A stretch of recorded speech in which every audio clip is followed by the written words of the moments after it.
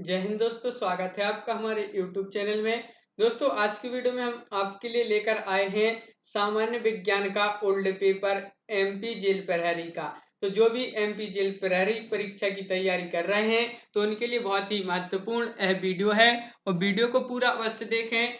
और अगर आप चैनल पर नए हैं तो चैनल को सब्सक्राइब कर लें, बेल आइकन दबाएं और ऑल पर क्लिक करें ताकि ऑल वीडियो की नोटिफिकेशन आपके यहाँ तक पहुंचे। ज्यादा से ज्यादा वीडियो को शेयर करें और वीडियो को लाइक करना ना भूलें। एमपी जेल प्रहरी व्हाट्सएप ग्रुप से जुड़ने के लिए आप 90 98 60 92 91 इस नंबर पर जो है व्हाट्सएप में आप मैसेज करेंगे तो आपके पास एमपी जेल प्रहरी व्हाट्सएप ग्रुप की लिंक पहुंच जाएगी। तो वहां से आप व्हाट्सएप ग्रुप से जुड़ सकते हैं। वीडियो को पूरा अवश्य देखें। एमपी जेल प्रहरी का ओल्ड पेपर है 2018 का सामान्य विज्ञान का। तो चलिए आज का यहाँ पर अपना जो फर्स्ट क्वेश्चन है वह इस प्रकार है कि किसी वस्तु पर किया गया कार्य निम्न पर निर्भर करता है। तो किस पर निर्भर करता है यहाँ पर आपके लिए बताना है। आंसर बनता है तो कमेंट में जरूर बताएं क्या होगा इसका राइट आंसर। किसी वस्तु पर किया गया कार्य निम्न पर निर्भर नहीं करता है। नहीं पूछा यहाँ पर, नहीं तो नहीं करता है। तो आपका राइट आंसर बताना है विस्थापन, लगाया गया बल या अनुगमित पथ या बल और विस्थापन के बीच कोण। तो आपका यहाँ पर जो राइट आंसर होगा अनुगमित पथ आपका जो है राइट आंसर है विकल्प नंबर 3।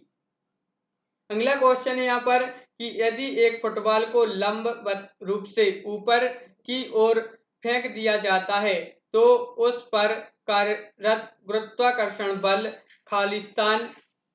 तो क्या है इसका राइट आंसर। गेंद की गति की दिशा के विपरीत होता है, अधिकतम ऊंचाई पर शून्य हो जाता है, गेंद की गति की समान दिशा में होता है या उसके ऊपर जाने पर बढ़ता है। तो राइट आंसर बताना है क्वेश्चन नंबर 2 का राइट आंसर क्या होगा। तो इसका राइट आंसर है कि गेंद की गति की दिशा के विपरीत होता है, यानी कि आपका विकल्प नंबर 1 राइट आंसर होगा। अगला क्वेश्चन है कि जब हम नाव से बाहर कूदते हैं तो नाव विपरीत दिशा में जाती है, इसका कारण निम्न है। तो क्या है इसका कारण कि तथ्य यह है कि नाव पर लगाया गया कुल बल शून्य होता है या न्यूटन के गति का पहला नियम या न्यूटन के गति का दूसरा नियम या न्यूटन के गति का तीसरा नियम। तो जब हम नाव से बाहर कूदते हैं तो नाव विपरीत दिशा में जाती है, इसका कारण है न्यूटन के गति का तीसरा नियम। विकल्प नंबर 4 आपका राइट आंसर होगा।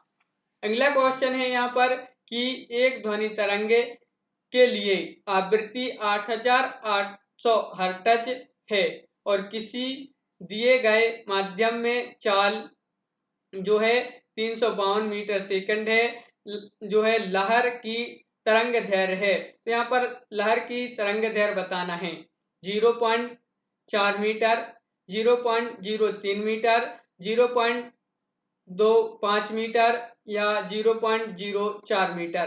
तो आपका यहाँ पर राइट आंसर होगा 0.04 मीटर।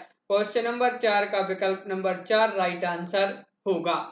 अगला क्वेश्चन है कि इमारतों को आकाशीय बिजली के हानिकारक प्रभाव से बचाने के लिए प्रयोग किए जाने वाला यंत्र है। तो कौन सा यंत्र है यहाँ पर आपके लिए बताना है। कौन सा यंत्र है। 4 विकल्प आपके सामने है, बताइए राइट आंसर। तो राइट आंसर क्या है। तो आपका राइट आंसर है लाइटनिंग कंडक्टर। आपका यहाँ पर जो है सही आंसर होगा विकल्प नंबर 4। अगला क्वेश्चन है नासा द्वारा अंतरिक्ष शटल में इस्तेमाल किए जाने वाला ईंधन निम्न है। मोस्ट इंपोर्टेंट क्वेश्चन है, जल्दी से बताइए क्वेश्चन नंबर 6 का राइट आंसर।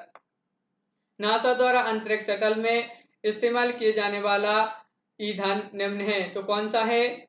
तो आपका राइट आंसर है तरल हाइड्रोजन। तरल हाइड्रोजन आपका यहाँ पर विकल्प नंबर 4 जो है राइट आंसर होगा। अगला क्वेश्चन है क्या होता है जब एक गर्म निकाय ठंडे निकाय के संपर्क में आता है। तो क्या होता है? तो क्या होता है जल्दी से बताइए। क्या होता है जब एक गर्म निकाय ठंडे निकाय के संपर्क में आता है? 4 विकल्प आपके सामने है। क्वेश्चन नंबर 7 का राइट आंसर बताना है। तो आपका यहाँ पर जो राइट आंसर है वह है ऊष्मा गर्म निकाय से केवल ठंडे निकाय में स्थानांतरित होती है। तो आपका यहाँ पर राइट आंसर होगा विकल्प नंबर 3। अगला क्वेश्चन है यहाँ पर कि एक टैडपोल निम्न प्रक्रिया द्वारा एक वयस्क मेंढक में विपरीत होता है। तो क्या होगा इसका राइट आंसर? कायांतरण, निषेचन, मुकुलन या क्लोनिंग। क्वेश्चन नंबर 8 का राइट आंसर बताएं। क्वेश्चन नंबर 8 का राइट आंसर क्या है? तो कायांतरण आपका जो है राइट आंसर होगा विकल्प नंबर 1। विकल्प नंबर 1 आपका राइट आंसर है। अगला क्वेश्चन है कि बोलते समय संजय की आवाज कर्कश और फटने लगती है, उसकी आवाज में परिवर्तन होने का कारण है। तो क्या है? उसकी आवाज में परिवर्तन होने का कारण क्या है? क्वेश्चन नंबर 9 का राइट आंसर बताना है। तो राइट आंसर है यौनारंभ में परिवर्तन। विकल्प नंबर 2 आपका राइट आंसर होगा। अगला क्वेश्चन है कि जंगल की आग और ज्वालामुखी विस्फोट हवा में एक मुख्य प्रदूषक को घोल देते हैं, वह प्रदूषक है। तो वह प्रदूषक कौन सा है? क्लोरोफ्लोरोकार्बन या हाइड्रोजन सल्फाइड या कणकीय पदार्थ या हाइड्रोकार्बन।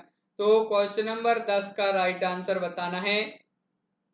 तो क्या होगा इसका राइट आंसर बताइए।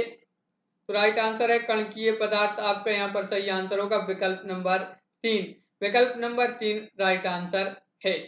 अगला क्वेश्चन है कारों और स्कूटरों की हेडलाइट में इस्तेमाल होने वाले जो दर्पण है वह निम्न है। तो कौन सा है? कौन सा दर्पण है? आकार में अवतल, आकार में उत्तल, आकार में समतल, आकार में गोलाकार। Question number 11। कारों और स्कूटरों की हेडलाइट में इस्तेमाल होने वाले दर्पण है आकार में अवतल। आपका सही आंसर आकार में अवतल यानी कि विकल्प नंबर 1 आपका राइट आंसर होगा। सॉरी, विकल्प नंबर 4 आपका राइट आंसर होगा। आकार में गोलाकार नहीं है, विकल्प नंबर 1 ही यहाँ पर राइट आंसर होगा, विकल्प नंबर 1। अगला क्वेश्चन है यहाँ पर कि शब्द कोशिका निम्न के द्वारा स्थापित किया गया था। तो किसके द्वारा स्थापित किया गया था? शब्द कोशिका किसके द्वारा प्रतिपादित किया गया था? क्वेश्चन नंबर 12 का राइट आंसर। तो क्या होगा इसका राइट आंसर? Robert Hooke. आपका यहाँ पर राइट आंसर होगा विकल्प नंबर 3। शब्द कोशिका किसके द्वारा प्रतिपादित किया गया था? Robert Hooke. अगला क्वेश्चन है कि नेफ्थलीन की गोलियां समय के साथ खालिस्तान के कारण गायब हो जाती हैं, के कारण गायब हो जाती है। तो क्या हो जाती है जल्दी से बताइए। राइट आंसर है आपका उर्ध्वपातन। आपका जो है राइट आंसर होगा विकल्प नंबर 3 यहाँ पर सही आंसर है। अगला क्वेश्चन है कि एक कोशिकीय यूकेरियोटिक को निम्नलिखित में से किस जगत के अंतर्गत समूहीकृत किया गया है? तो किसके अंतर्गत समूहीकृत किया गया है? तो आपका आंसर क्या होगा? प्रोटिस्टा आपका सही आंसर होगा, विकल्प नंबर 2। अगला क्वेश्चन है एक तत्व के समस्थानिक में Z का मान समान होता है लेकिन निम्न में भिन्न होते हैं। नाभिक में न्यूट्रॉनों की संख्या, परमाणु में इलेक्ट्रॉनों की संख्या, नाभिक में प्रोटॉनों की संख्या, परमाणु में प्रोटॉनों और इलेक्ट्रॉनों की संख्या। तो आपका राइट आंसर है नाभिक में न्यूट्रॉनों की संख्या। आपका राइट आंसर होगा विकल्प नंबर 3। सॉरी, विकल्प नंबर 1 आपका राइट आंसर है नाभिक में न्यूट्रॉनों की संख्या।